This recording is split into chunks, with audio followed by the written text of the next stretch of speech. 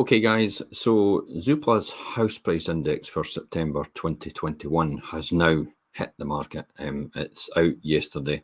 I was going over some of the details yesterday and just looking over them, but today I'm just going to go over things. I'm going to actually look at what it is UK-wide and see how it compares to the Fife market and give my comments on the Fife market, because a lot of people want to know about what's happening in the Fife housing market. If you've got any questions, please feel free to ask them. More than happy to do that on the houses, on house prices and stuff like that. But let's just recap. Okay, so there's been a record year for sales and prices, and they reckon there's no cliff edge. The housing market is certainly outperformed our forecasts from a year ago. Yeah, I think that's a given. It's set to record the strongest year in sales and house prices ever, and house price inflation and since 2007 itself, with 473 billion of new sales agreed in 2021, 95 billion higher than 2020. That's almost 25% of an increase in that time.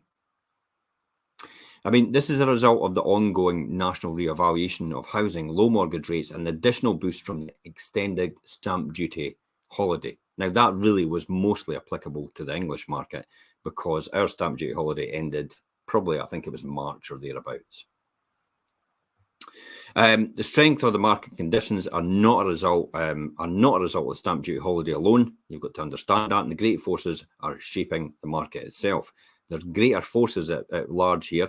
This is evidenced by the fact that there's been no sign of any cliff edge of demand in homes, which continues to run at 25 to 30% above the 5-year average since summer. Demand looks set to end the year more strongly than that last year, and they expect this to carry on to 2022.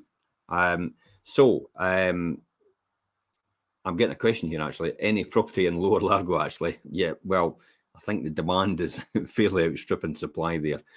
So if something does come up, you'll hear about it. What I would say is follow our Facebook pages, because you'll see it here first. You'll see it on our Facebook pages first. If it's Lower Largo area, make sure you follow the leading page, because that's KY8, which is Lower Largo. And then that's where we go live on there before we actually go to the portal. So that'll give you some advice there. UK house price growth is currently running at 6.6%, with all countries and regions of the UK registering growth rates well ahead of the 5-year annual average. I would argue in the Fife area, UK house prices are actually increasing a lot more than 6.6%. We had seen an average just coming through the now of around about 16% on average for what we're getting in comparison to what they're saying. So that suggests to me on a regional basis in Fife, it could be a lot higher. But that could be smoothed out because Kirkcaldy, Dunfermline and other regions as well might have a bit lower. We tend to deal with Glenrothes, Leven, East Neuk, St Andrews and Cooper. So that's where we're seeing all the growth and all the demand. This is actually quite interesting because then I'll talk about how that is like that, but it'll come up in a minute. So let me show you this graph. Now, this is actually quite interesting here, and they talk about this. They talk about the house price growth here, and I'll just quickly jump onto it if I can find this graph in here. This is the graph here. So this is the annual house price growth over the 5-year average, all areas except London. Now you can see straight away there, Scotland is actually sitting at 5.3% annualized growth rate.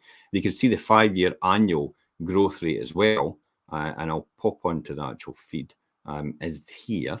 The 5-year annual average growth is in the midpoint, but you can see all the other areas are actually quite high as well. So I mean, what does that mean to us? Well, Scotland's 5.53. There's a clear evidence of the slow rate in house price inflation in this scenario. Demand for homes has not been uniform for over the last 18 months. The analysis shows that the mix of home buyers and pricing of homes sold has shifted markedly over this time. The mix of buyers is starting to return to normal as the economy reopens and mortgage availability improves. However, there's clear evidence of slower growth in the value of homes and new sales are being agreed. Well, that's probably just because we're going into darker nights to a degree. But they might see a different trend that we don't see just now, because they see the whole of the market just now. This marks a turning point for house price growth, with the moderation in the rate of price inflation is likely in Q4 and as they move into 2022 itself. So this means that current momentum to outweigh emerging headwinds here. Looking ahead in 2022, the outlook for price inflation and overall sales volume is a balance of positive and negative influences. On the positive side, housing remains affordable in many aspects and markets, and competition amongst lenders will remain intense. Even the mortgage rates increase itself. Continued scarcity of homes for sale will remain well into 2022. I think that's pretty obvious. I mean, if you look at the Fife market, we're running about 500 houses available for sale right across the whole of Fife just now. Now, most estate agents, right, all the estate agents on average, if you watch my weekly update, we're selling around about 100 to 120 every single week right across Fife, which actually goes up to a monthly rate of about 500 anyway. So literally, there's only about a month's stock of housing available for sale in Fife between all the estate agents. Now, just look back pre-pandemic levels, that was sitting at 1,200. So that was sitting at about 2.5 times what it is just now. But the demand's all still there. And if I would argue the case as well that actually lockdowns exacerbated that by pointing out to people the fact that the homes that they've got just now aren't of need, don't satisfy their needs and their demands because of the change in style of how we work. Typical example is, I'm working from home. That's it. And I tend to just go out, and I very rarely go into an office now because we've got several offices, but I'm not really based in an office anymore. And that's never changed since then. And I think a lot of people are like that as well. I'd be interested to hear if you're actually like that. Do you guys still work from home? Does anybody work from home still? Or are you taking part-time from home? In addition to analysis, shows the impact of pandemic on home buying decisions has further to run.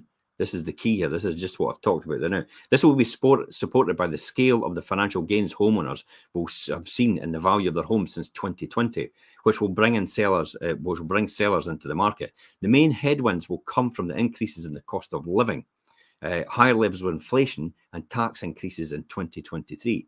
Yeah, Chancellor never said anything about that yesterday, did they? The tax increases in 2023.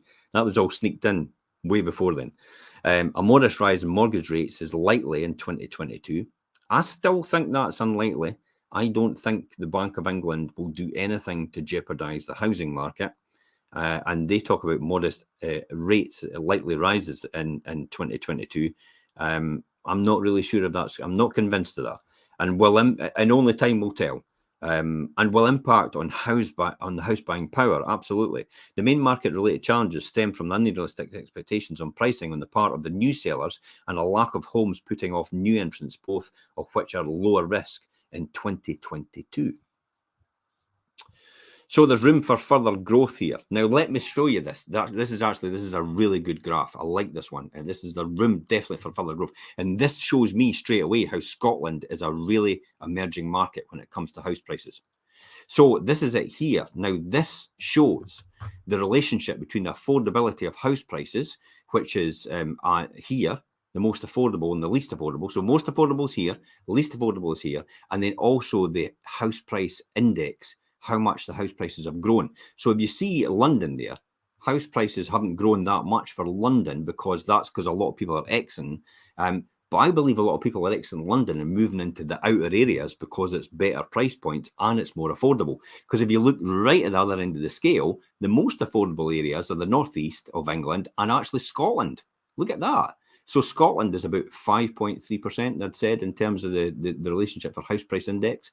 And then when you think about it in relation to the price or the affordability, that's your salary, then the most affordable, we are down here. So it's round about, according to this, right across Scotland, it's about 4.8 times your salary. Whereas in London, it's about 11.5 times your salary for a house. So you'll probably see more and more people coming into Scotland and areas into the Scotland area. And predominantly, we've seen that in terms of the Fife. A lot of people now, because of lockdown, They're choosing to actually relocate to the Fife area because it's more affordable homes and they can work anywhere else in the country. I mean, why on earth would you want to stay smack bang in the middle of London if you're going into an office every day and you think to yourself, I could do this at home? So why would you not want to be, next to the beach or the seaside or the golf course or anything like that and still be able to do your work in a nice, harmonious environment instead of the hustle and bustle of the London area? And also the costs that go with it, associated costs, and all the high costs of actually having to live in London. So again, it's more affordable. That's why I think we're seeing these meteoric rises and these meteoric offers that we're getting coming forward, that some people are actually offering 100,000 more than the actual home report value. And we are actually getting that. The highest we've had so far is 130,000 more than the home report value. And that was a house that was on at 300,000. I mean, that beggars belief. That's effectively more than a 3-bedroom house in Leven in terms of next local authority, because we've just sold one recently for 90,000. So it's more affordable. That's really what it comes down to in the Scotland area, and I think everybody's seen that. And I think we'll see a realignment of prices in the Fife area, and that's probably what we're getting just now. We've been the poor relation for quite a while over the years, and it's only now that's actually starting to catch up, and prices are starting to rise at a more exponential rate than they were previously. So further room for growth in the more affordable markets. They're seeing that here as well. The affordability of housing is important, but no guarantee of activity and rising prices. And in many parts of the UK remains affordable by historic standards. The chart shows, which we're showing here, the regions and the countries with the highest growth rates and the more affordable, measured by the house price to earnings ratio, which is what we talked about. We believe there's headroom for further above average house price inflations in regions outside southern England. However, while affordability levels have improved by 10% in London since 2016, affordability remains well above the long run average. This will continue to limit the level of price rises in the highest value areas of London. Yeah, that you can see that anyway. And southern England in 2022 and beyond. I still think Fife's a really good area to buy and invest in as well. Okay, so let's talk about the pandemic impact on the market and has it got further to run? Well, Zoopla actually says it's clear that the impact on the global pandemic on the UK housing market was not going to be short-lived. They believe that the impact of the pandemic has further to run into 2022, support market activity and sales volumes. We could probably see that anyway, and purely for the fact that when you see the amount of activity in the market in Fife and then the amount of demand in Fife, anything that comes onto the market is quickly snapped up. Therefore, there's still a lack of supply, and that will still continue to go on into 2022. If we were to get back to pre-pandemic levels of 1,200 properties on the market from the 500, effectively, if you were trying to put on the market another 50 properties every single month, you'd be looking at round about, well, what's that? Round about 5, 10, 10, 4. You'd be talking about 14 months before you even got back to the 1,200 if you were putting an extra 50 on over and above what was actually getting sold.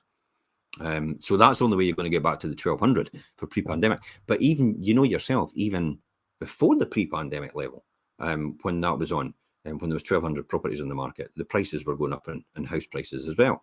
So it's got a long way to go. Just to give you an example here, at the peak of the market, when it was all going wrong in the credit crunch, there was 3,300 properties on the market for sale at one point in time. Pre-pandemic, it was a third of that, and now there's only 500. There's a huge difference, isn't there? So we've got a long way to go before we get back to levels of activity which will stabilise the market. I think the answer is to build more houses, more affordable homes, more council homes, but that's a government decision, and while they say they're building another 100,000 houses, that's just a drop in the ocean. We need another 20,000, 25,000 every year, and we've never been doing that for the last 15 years or something like that. We've never been getting near that. We've only been getting about 15,000 a year getting built right throughout Scotland.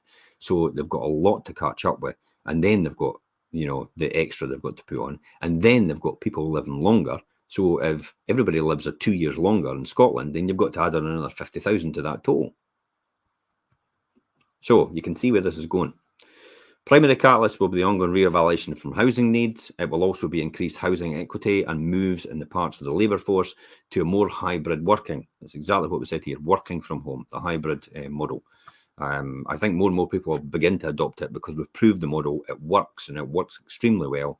And it's a good way for expanding companies and growing companies to actually keep growing, but actually maintain their existing cost structure and overheads, which actually is really good for pricing and for margins.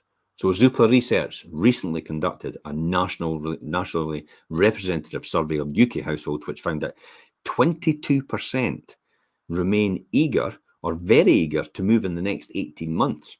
So is anybody here moving in the next 18 months? Put your hand up. I'm not moving in the next 18 months. I'm quite happy where I am. But I'd be interested to hear that. You know, if you're moving in the next 18 months, just say aye in the comments or something like that, or hit a like button. I'd be interested to get a wee straw poll if anybody's considering moving in the next 18 months as a direct result of the pandemic. That would be interesting. It's important not to overstate the impact of the pandemic, however. The same survey found that 60% stated no change at all in their motivations to move, which is not really surprising. The survey revealed a clear split in the desire to move between younger households and growing families and older, more established households who are settled in their current home. In addition to those eager to move, tend to be located in the city. Well, you know, we've kind of just gone over that just now. A lot of people in the city are now beginning to think, wait a minute, I could be having village life or country life or whatever it is. I don't need to be sitting in a city. If you're paying for a 2-bedroom flat in Merchant City in Glasgow, £400,000, what can you buy in Fife for £400,000? A huge house, you know, for the same price. 2-bedroom flat, huge house, near golf courses, beaches, Fife Coastal Bath, village life. It's an easy trade-off, isn't it? Welcome to God's country in Fife. In addition, those eager to move tend to be located in suburban large towns and expect changes in working patterns. Right, the primary motivation for those eager to move was the current home not being suited to the requirements. 46%. This is what pandemic's actually shown.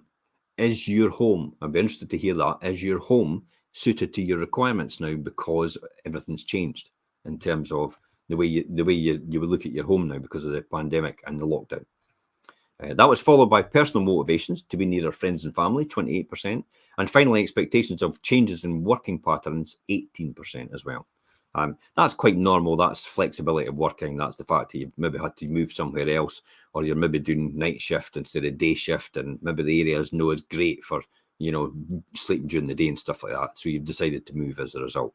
Or maybe your work's moving or relocating, and you've done that. So that's what that tends to be in changes of working patterns and shifts and that.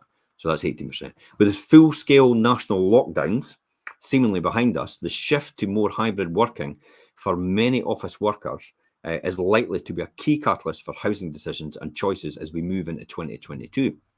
After a record year of sales, this is definitely a record year of sales. After a record year of sales in 2021, Zoopla expect the UK housing transactions to decline by 20% to, only 1.2 million.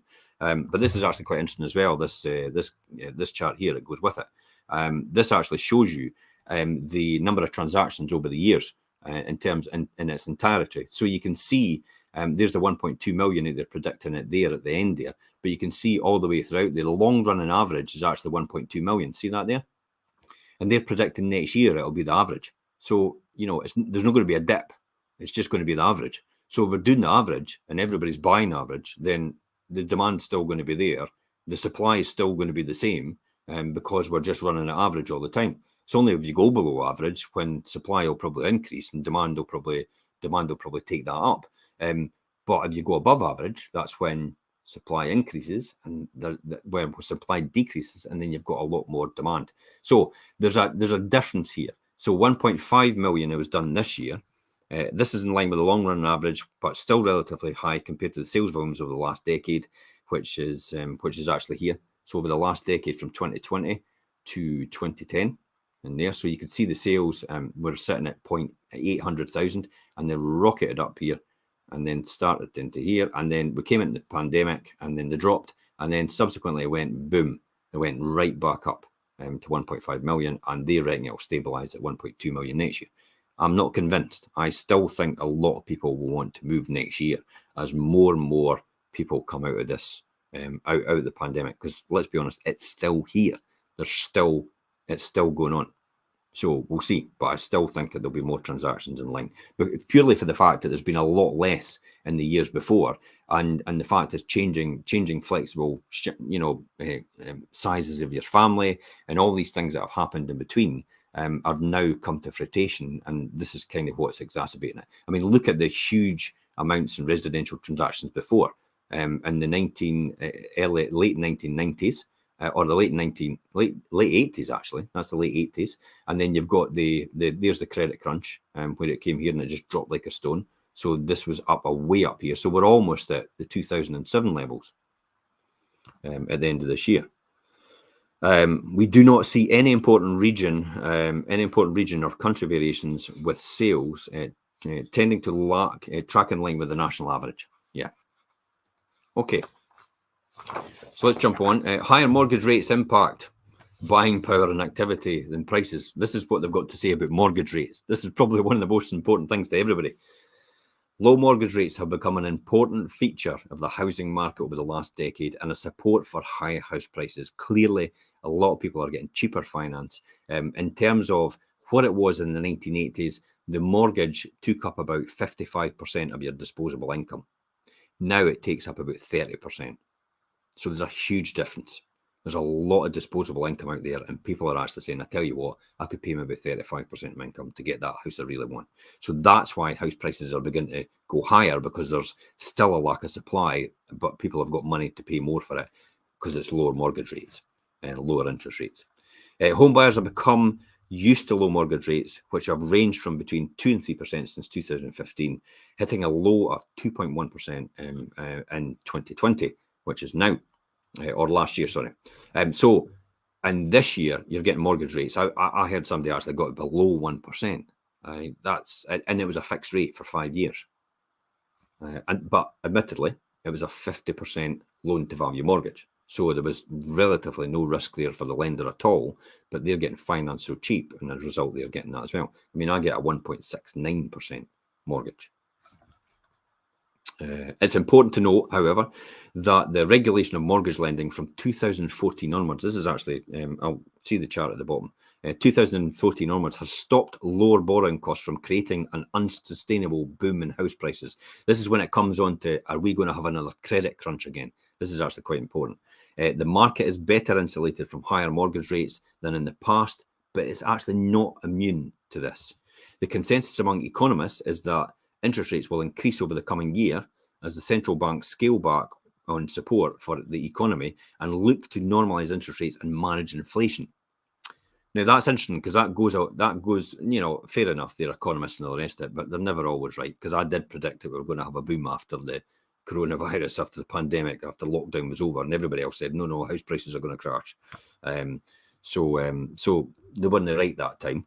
But I still think that mortgage rates won't increase in the short term, and possibly even not next year either. And the reason, the base rates might not, because the reason is it'll affect businesses, and it'll affect homeowners, and it'll affect the housing market. And you don't want to affect the housing market, especially if we're on the road to recovery, because we don't want that to slow down, because that's what keeps everything going.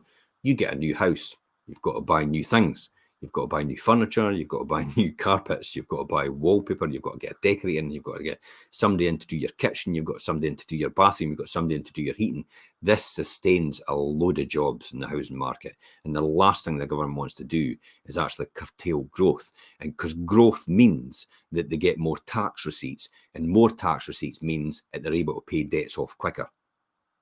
So they might forego the inflation and just say, okay, let's just go with it. China has been doing that for years.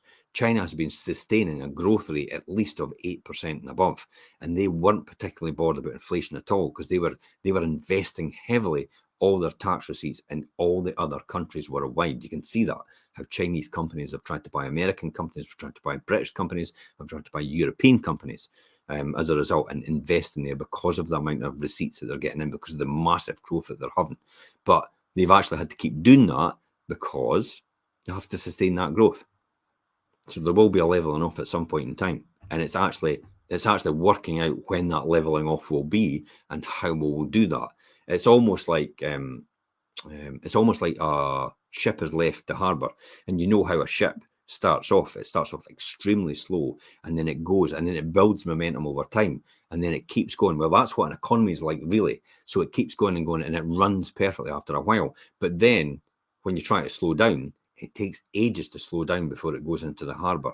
And that's effectively like what they're going to have to do with the economy. And they can't let it just drop in a one, or it'll end up crashing, just like a ship, into the harbour. So you have to make sure you've got a proper tapered amount to level it off just in case. So the consensus, as I said, among economists is interest rates will rise. I don't believe it. Their projections assume that mortgage rates will reach 3% by the end of 2022. I'd be interested to hear from you. If mortgage rates actually went up to 3% by the end of 2022, how would that affect you? Would that make you rethink your house buying process, or would you actually think, okay, maybe I should downsize or upsize as a result?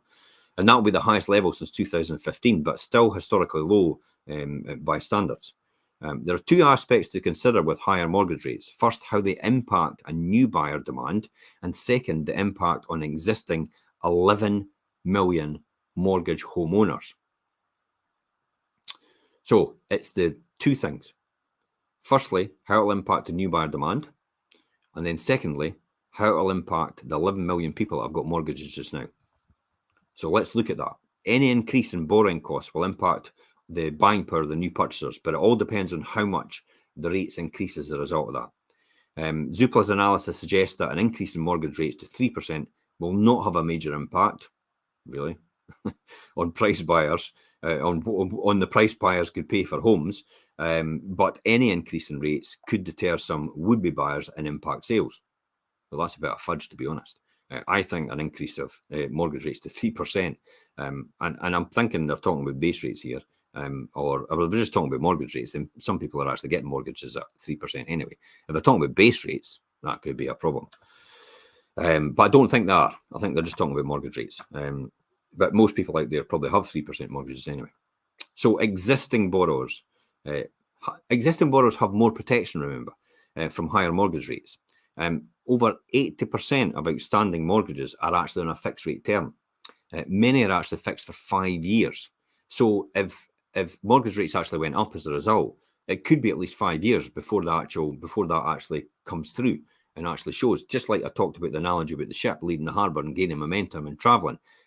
So you will potentially have to wait about 5 years, which means that the house prices will continue to go up and up and up and up. And then possibly when it hits year 5, when everybody starts to come out of their fixed mortgage rates and actually sees higher rates, that could have a major impact on the market at that time. So maybe we are in a boom if everything stays equal, and that just happens as a result.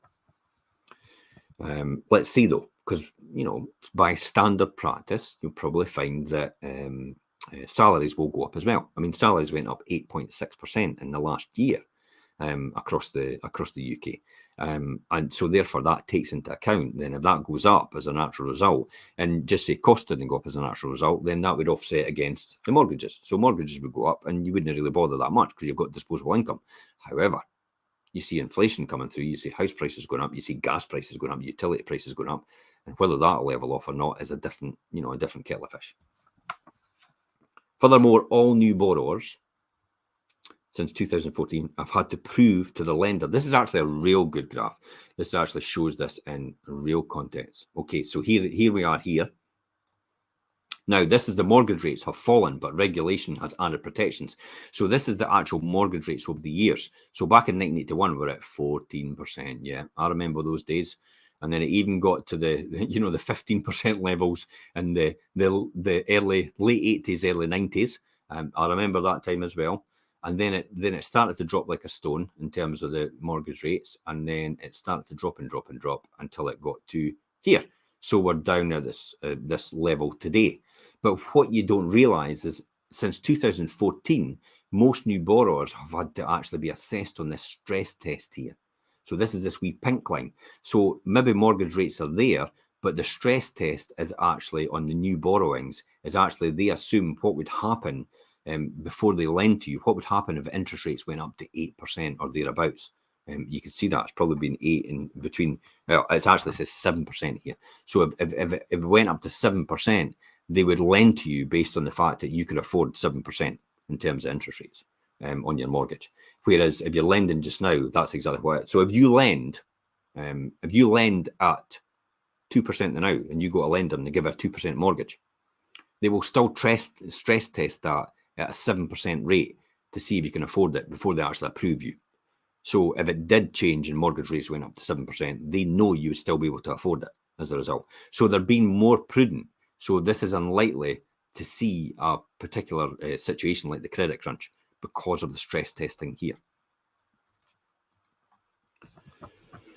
Okay, so furthermore, the new borrowers. Furthermore, all new borrowers from 2014 have had to prove to the lender that they can afford the mortgage of a rate of up to 17%, as I said, and we've looked at that chart, which provides additional resilience for all existing borrowers as well. I'll just finalise here on the strongest. This has been the strongest price growth in regional markets in 2022. We see that coming, according to Zoopla's economists. So nationally, they expect house prices to increase by 3%, down from the annual growth rate of 6% at the end of 2021, and that's what they're predicting. That were momentum in prices over 2020 and 2021 has created by the initial impact of the pandemic and artificial stamp duty holiday deadlines over 2021, factors that will not repeat themselves in 2022. But then again, I go back to this graph. I don't think that's going to happen in Scotland because it's here. Look, you've got the affordability here. Scotland is still, in terms of house price growth here, but it's still the most affordable area to buy. It is less than 5 times someone's salary. So that's maybe true for Middle England and London, but I don't think it's true for Scotland and the Northeast as well.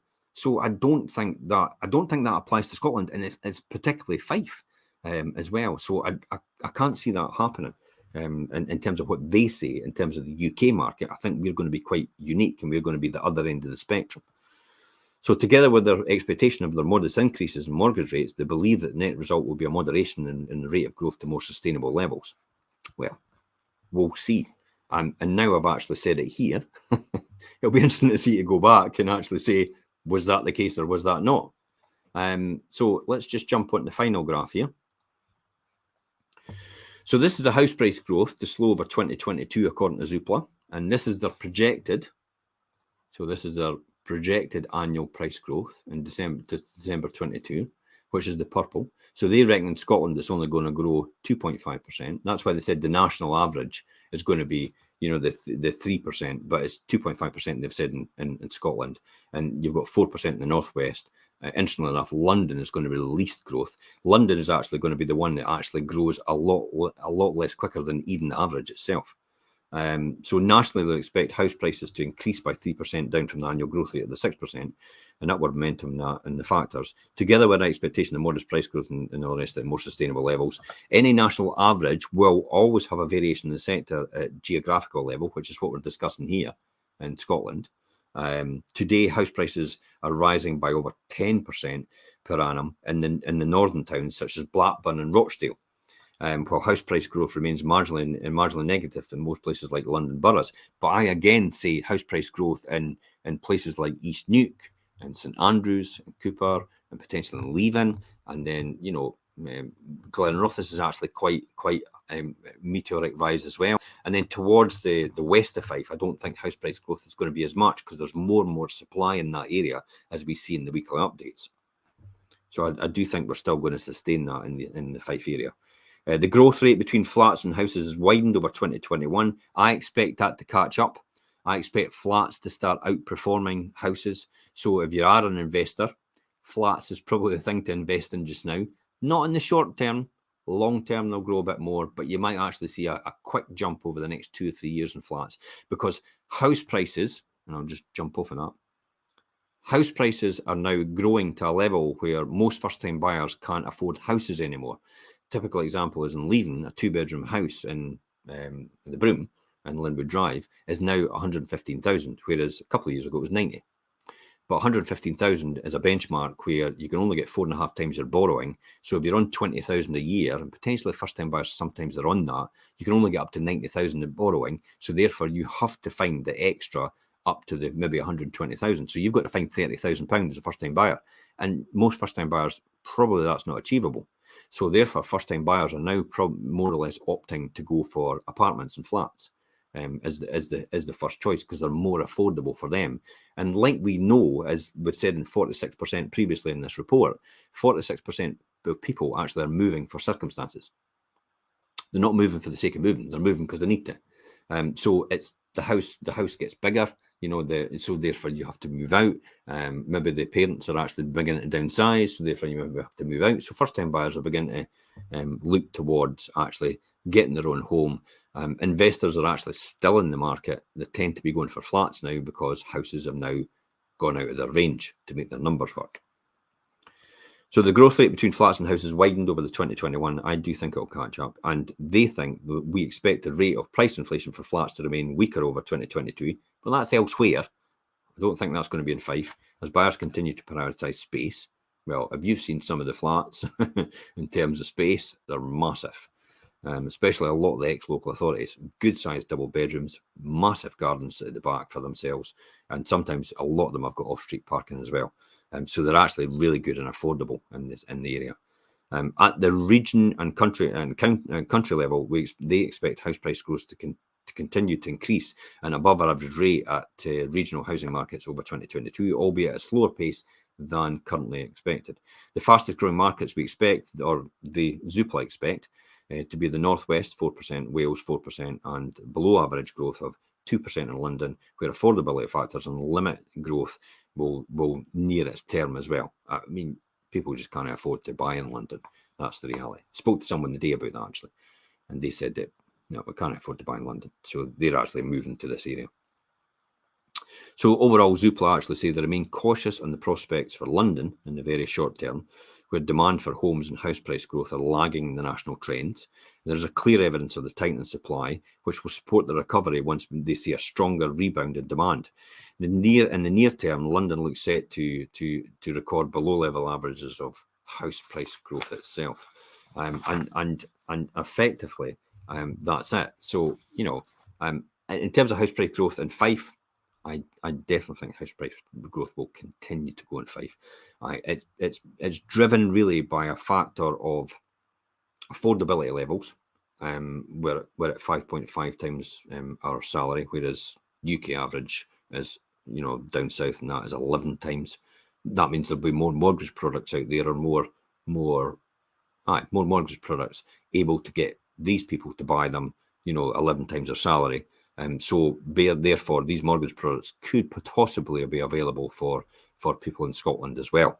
As a result, you do realise that sometimes some mortgage products are only available for England, because it's a different housing market in terms of how the affordability levels. Also, the drive lockdown has still exacerbated that, and a lot of people are looking towards the more affordable areas to move there, and also the lifestyle choices drive that as well. And the fact that their buying power where they are just now, possibly on the west coast of Scotland, possibly England, possibly over in Edinburgh, and that makes it more cost effective. They will get more bang for their buck, if that makes sense, in this market in Fife than they will elsewhere as well. Which means that's what will continue to drive prices in Fife up, and also demand up as well. So we'll have for the short and possibly to the medium term, we'll possibly have an influx of people from outside the area coming in to basically to work from home, to possibly commute into the office now and again, maybe twice a week or once a week, spend most of their time. Broadband is the thing. If you've got broadband and you're selling your house, you make sure you've got a good, strong broadband connection. That is a big, big thing. We've talked about in the successive shows before about broadband being really important for a lot of people now, because the pandemic has actually taught everybody that they can just work from home, like I've got here. So I use super fast broadband, 200 megabyte. to make sure I can stream on multiple channels at one point in time, and it comes across as a high definition stream itself. And that's it, guys. If you've got any further questions, please feel free to ask me them. You can ask me them individually. You can just message me on any of these posts and I'll pick them up. And until next time, guys, I'm Jim Parker for Fife Properties TV.